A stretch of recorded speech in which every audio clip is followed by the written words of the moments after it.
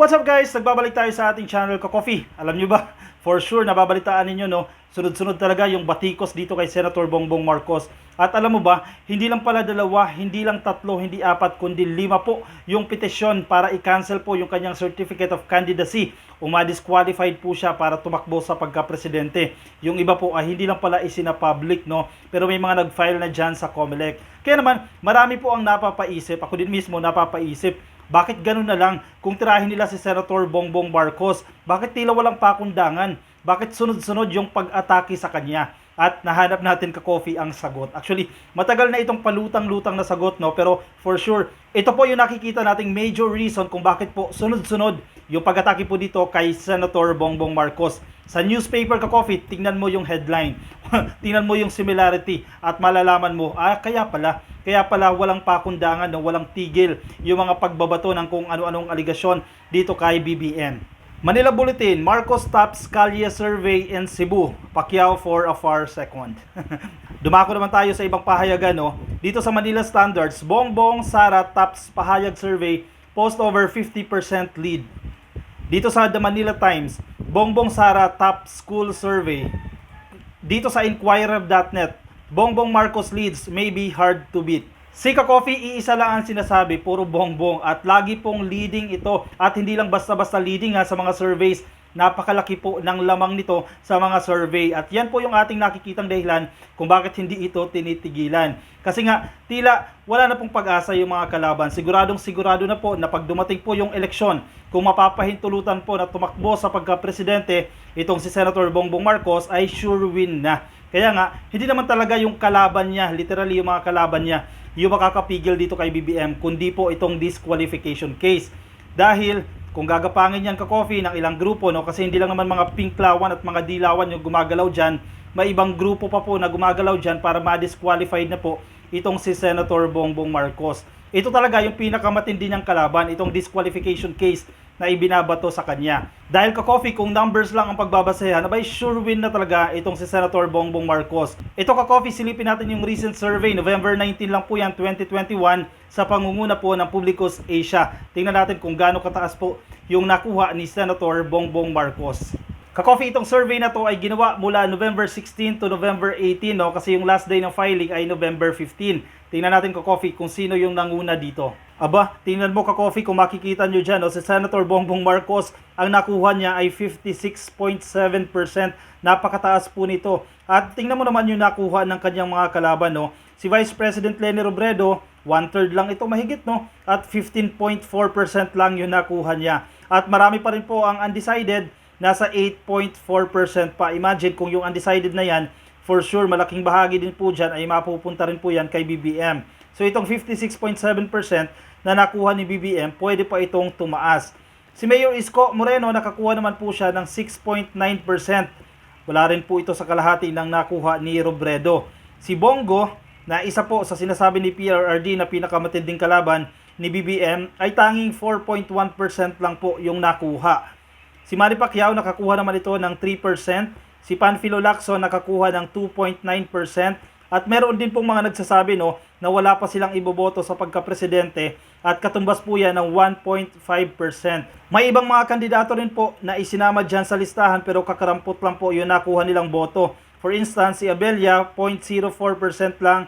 Si Caliodi, na marami na rin po ang sinasabi patungkol dito kay BBM, tanging 0.3% lang yung nakuha niya. Merong others, 0.1% at si Parlade naman nakakuha naman ng 0.1%.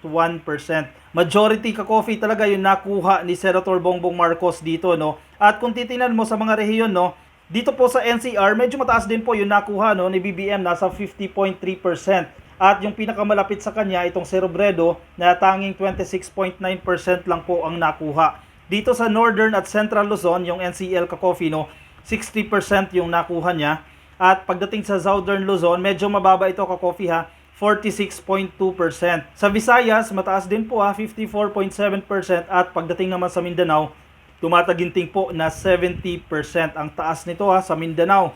Marami pala ang solid Marcos loyalist dyan sa bandang Mindanao. Actually Ka-Coffee, medyo nakapagtataka ito, no? Kasi ang Mindanao supposedly, inaasahan natin na mapupunta ito kay Senator Bongo. Sa survey Ka-Coffee ng Publicus Asia na to, no, 1,500 yung kanilang respondents. Dito rin po, sinukat din po, tinanong din po yung mga respondents na may chance ba na magbago sila ng boto. Kasi nakapili na sila, no, kung sino yung kanilang iboboto. Ano yung chance, ilang percentage yung chance na posible pa silang magbago. For instance, ibinoto niya na si BBM, may chance pa ba na magpalit siya ng kanyang iboboto? Or ibinoto si Robredo, may chance pa rin ba na pwedeng iba yung kanyang iboto pagdating ng halalan? Sinukat din po yan ng Publicus Asia. Kung titingnan natin ka-coffee itong numero, no, marami po yung nagsasabi, actually 69.9% po, almost 70% na ito, no, nagsasabi na I will definitely not change my choice. Hindi na raw po ito magbabago. Ibig sabihin ka-coffee, doon po sa 56.7% na nakuha ni BBM, 70% po doon ang nagsasabi na sigurado na sila na si BBM talaga yung kanilang iboboto at wala nang iba. At dito naman po kay Robredo, lagpas kalahati lang po yung nagsasabi. 58.4% lamang ka-coffee, no? Ibig sabihin, pwede pa pong magbago yung 42% ka-coffee na bumoto kay Robredo, pwede pa po silang magbago ng isip at ibigay po nila sa ibang kandidato yung kanilang boto. Good news ito ka-coffee, papabor ito kay Senator Bongbong Marcos. Malamang dyan sa 42%, posible. Marami po dyan, mapupunta po kay BBM. Ganoon din po kay Dumagoso, 35.9%. Si Christopher Bongo, 45% lang po yung nagsasabi na I will not definitely change my votes. Si Pacquiao, 46.7%.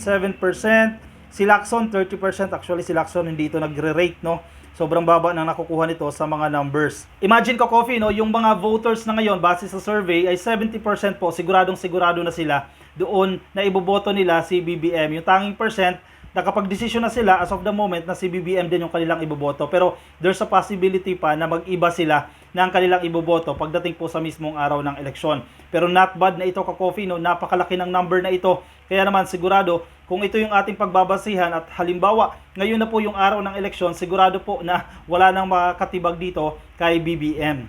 Yan ay gawa po ng mga research firms. Pagdating naman sa mga kalye survey, for instance sa Cebu, yung ginawa dyan, isa po yan sa mga vote-rich provinces, no? Napakarami po mga botante dyan. Ganoon din po, si BBM din po yung nanguna. Kaya naman po, kung siya naman talaga ang leading sa lahat ng surveys, kalye survey man yan, gawa man yan ng research firms, kung saan panig man po ng bansayan o abroad, kaya naman po, yan yung nakikita nilang dahilan. Aba, mataas si BBM sa surveys, ha. Ito, dalihin natin ito, no? Pagtulungan natin ito para mapabagsak ito at maibaba yung kanyang numbers. Yan po yung ating nakikinita dyan. Dito sa kalye survey na ito ka-coffee na ginawa dyan sa Cebu, no? Actually, 16-part kalye survey ito, no? Na ginawa ng vloggers dyan sa Cebu na si Isla de Olango. Mula October 14 to November 11. Si Marcos po nakakuha siya ng 754 votes. Ang taas nito ka-coffee, napakataas nito.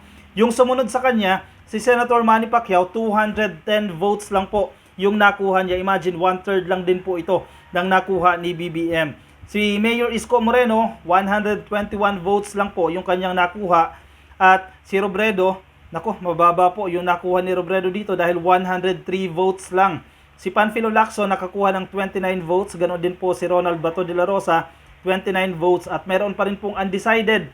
At marami po ha, marami yung undecided dito ha. 357 po yung mga undecided. Imagine ka-coffee, no, marami pa rin po ang undecided at sigurado tayo dito ka-coffee na majority po ng mga undecided mapupunta po iyan kay BBM. Ibig sabihin po yung numbers na nakuha niya ay malaki po yung chance na aangat pa ito at hindi na ito bababa.